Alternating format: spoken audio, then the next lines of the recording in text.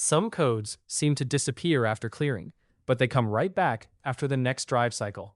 Before jumping to conclusions, you need to know what the ECU is really seeing and why it only confirms the fault during specific operating conditions. ECUs set many codes only after meeting drive cycle conditions. The module waits for specific operating states, monitors sensor behavior, and uses counters or logic to avoid false positives. Some faults only appear on the second or third occurrence, or after driving enables a monitor. The module can't see every fault immediately. It compares related signals and looks for plausible values during dynamic operation. That's why issues like slow sensor response or intermittent wiring can evade detection until the system is fully exercised on a drive. To catch the kinds of faults that only show up after a drive, you must test the circuit under load. A voltage drop check during actual operation will reveal loose connections, weak grounds, or wires that pass a static check but fail when energized by real system current. If your loaded voltage drop test proves a fault path, you have direct evidence. Otherwise, compare scan data, freeze frame info, and test results.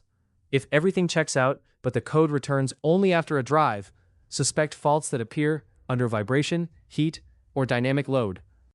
Don't make the classic error of swapping a part just because the code references it, or because a wire tested OK at rest.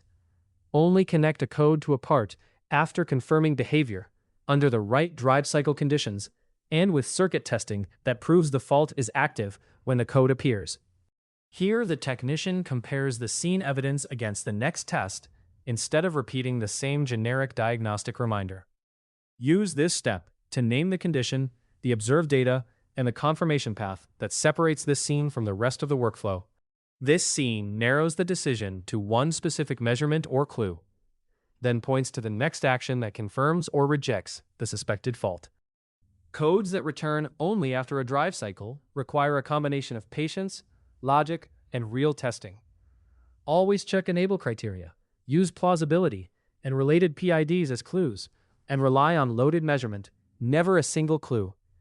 That's how you prove the root fault and avoid unnecessary part swaps. You're now better equipped to diagnose codes that return after a drive cycle by understanding ECU logic and using proven test methods. Keep building your diagnostic logic with every case.